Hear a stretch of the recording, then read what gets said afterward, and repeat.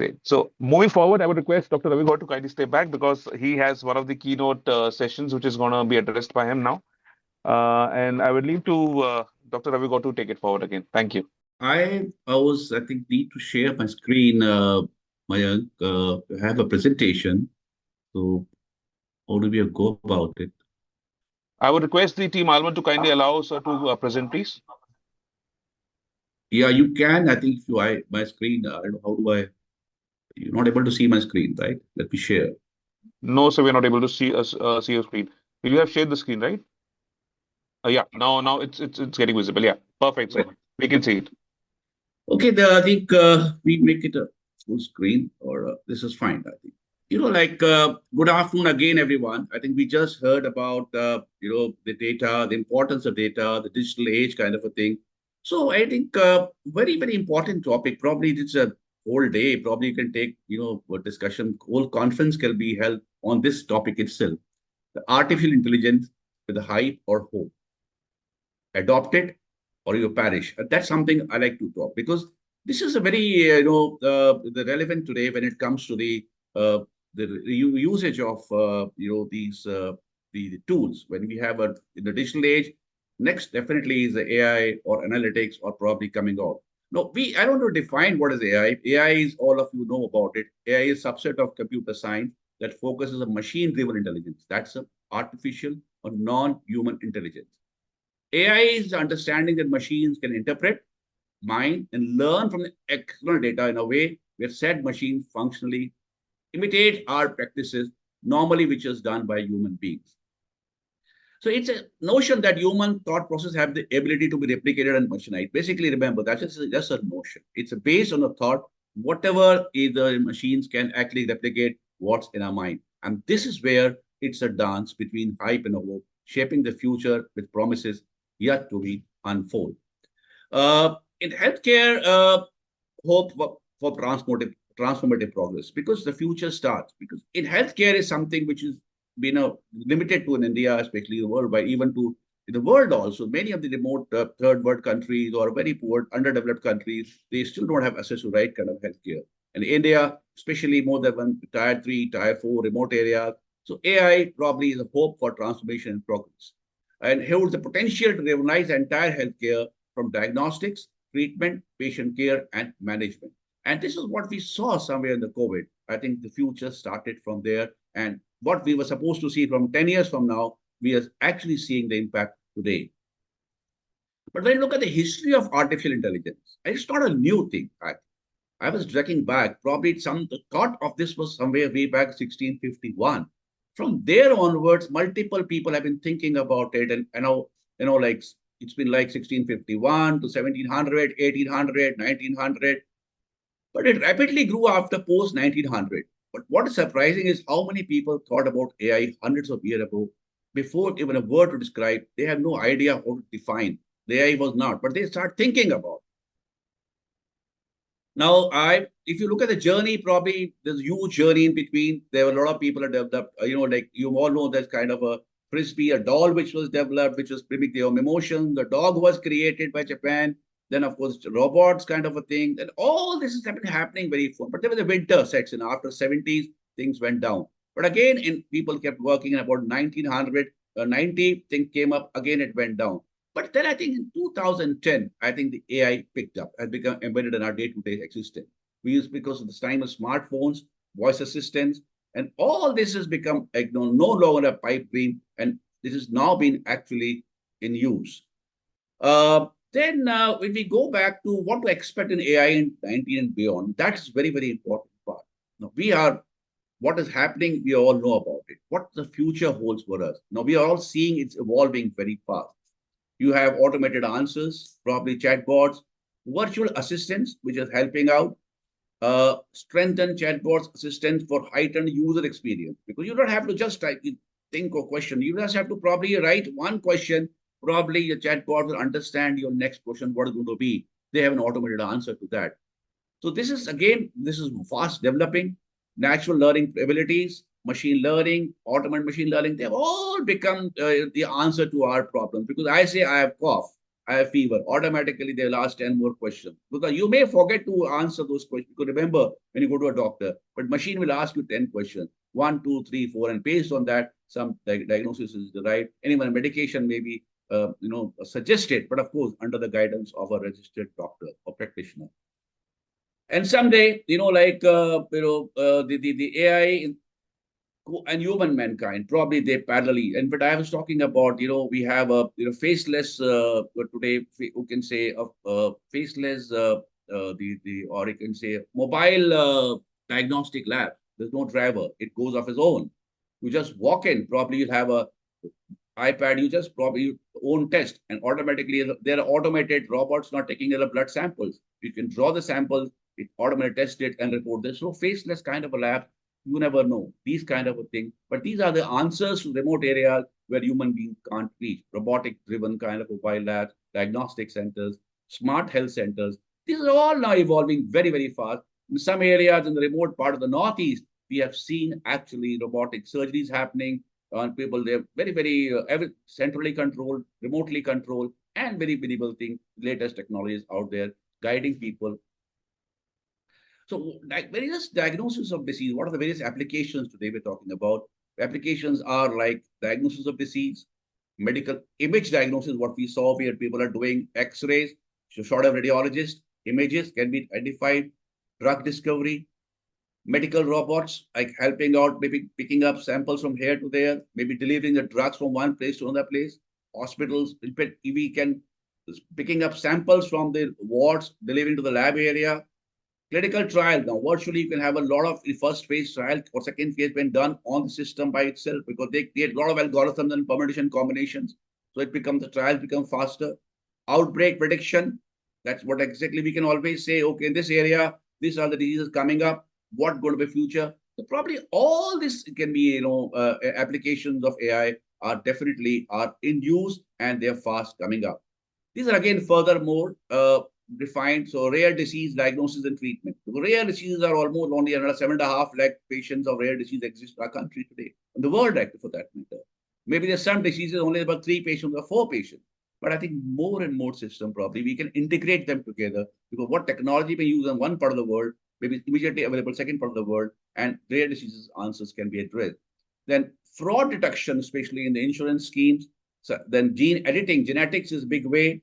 Surgeries, of course, already happening. Wearables and wellness, real-time monitoring. But we heard in the previous session, there are wellness industry. We can always say you have wristwatch, you have something called as the rings, you have necklaces, you have bands. All this is, but the problem out here is I think there's too much of data flowing in, and we don't know what is scary. It's become sometimes very, very scary. What to use it, but to rely, how reliable it is, because it's all based again on some kind of a data.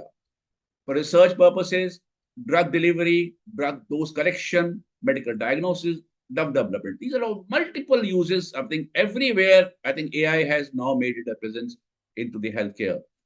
Now, chronic health, because I think about 40% of people in India are non-NCD, the chronic health, hypertension, diabetes, obesity, and some kind of a cardiovascular disorders. And of course, cancer has been added to it now, the chronic health.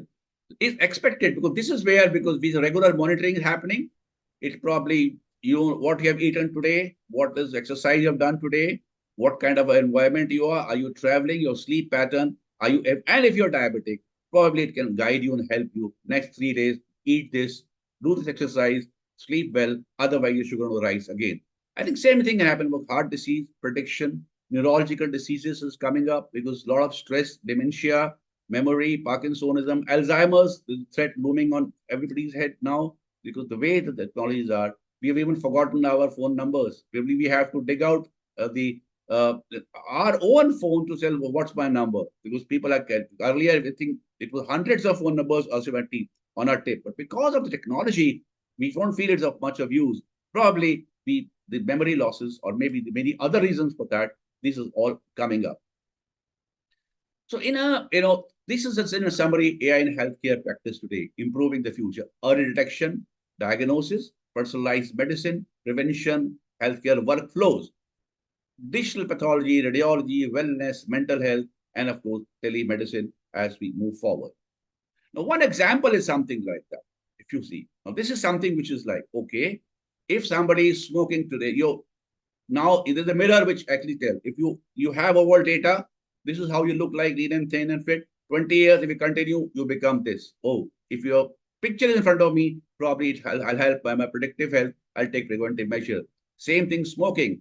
As today I smoke, I'm looking beautiful, fine. But 20 years later, this will all happen to my skin and area. I'll have a lot of suffering.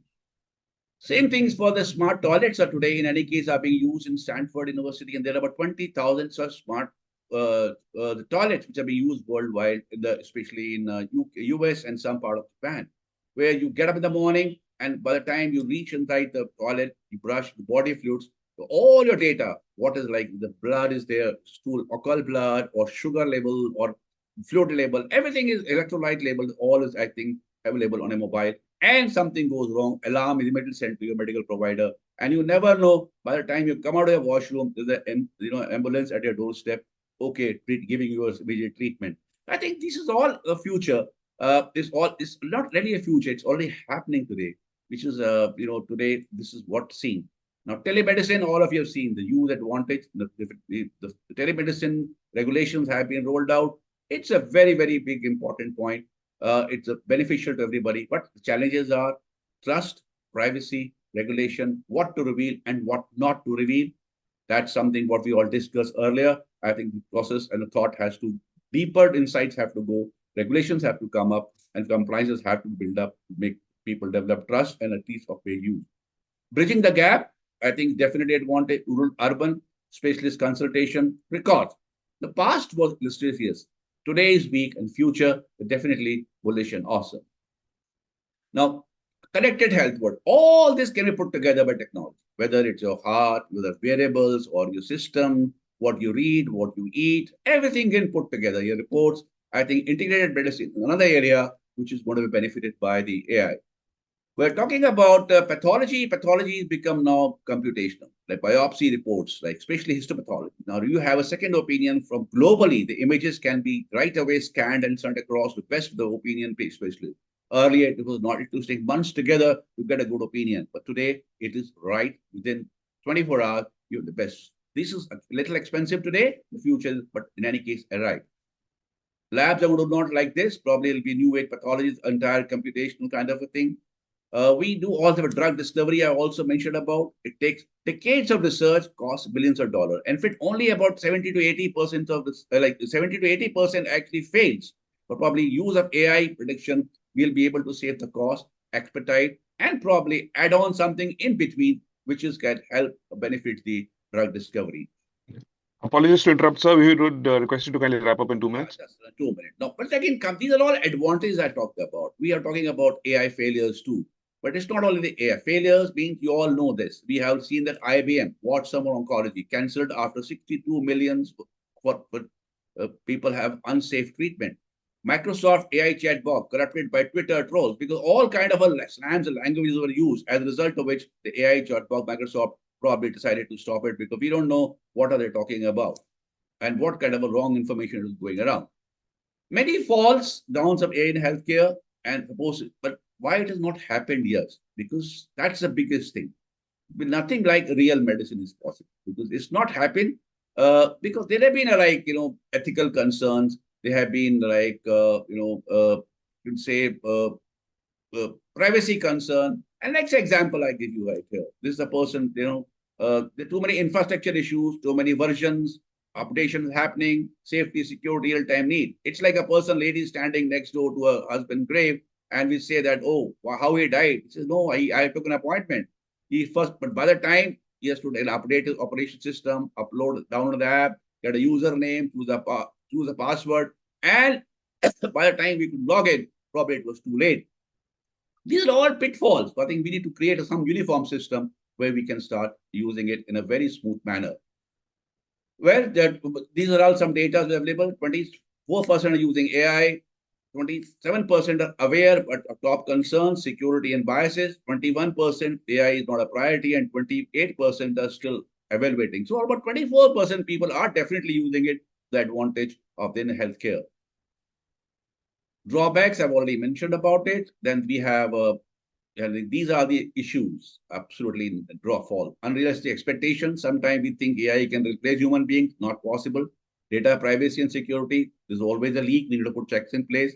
Implementation, ethical consideration, regulatory uncertainty, patient relationship, which is probably from a remote, very difficult. We need to develop a new kind of a code of conduct and overemphasis on technology. So that is something, these are the challenges what we face.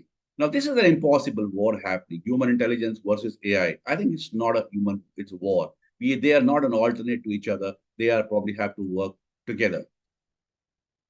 Perish, if we ignore the potential, I'll say unchecked implementation, again would perish. But if you navigate the path forward, balance integration, have ethical framework, regulatory oversights are taken care of, interdisciplinary collaboration, I think the huge success is going to be there. In any case, never mind coming. The robots here are here. Robotic revolution has arrived. Indeed, the advancement of automation when combined with robots is bringing best into our current reality. We've gotten used to having machine intelligence that we can carry around with us. Now we have to get used to intelligence that is a body and moves around without us. I think this is a reality going to happen. Last, I'll say whether somebody will say, I'm not interested, somebody is artificial intelligence, somebody says augmented intelligence, but altogether it's going to be an awesome intelligence. So it's up to us whether, like these are not scientific fiction and reality are not the same page. This is both are going to be here. We have to live with that. We have to maintain a balance. This is what I like to talk about AI. I wish we had more time. Some other day we'll talk. Thank you so much. And anybody have any question, anything, you can probably come back to me. Thank you so much, Dr. Ravi Gaur. It was really a fantastic, I would say it's an awesome presentation with awesome innovation. So I think AI is something which is going to change the game completely. Already we have seen the hints of it. And apart from that, yes, robotics is something which is going to be really the way forward. As we see in all the movies also, which are futuristic, completely show how things have really changed over the years and how things will change in future too. Thank you so much, sir. With this, I would request that we will definitely be seeing you very soon in the physical format too. And thank you so much for taking out time. Really appreciate your time and effort, sir. Thank you so much. Thank you so much. Thank you, everyone. Thanks. Take care, sir. Bye bye.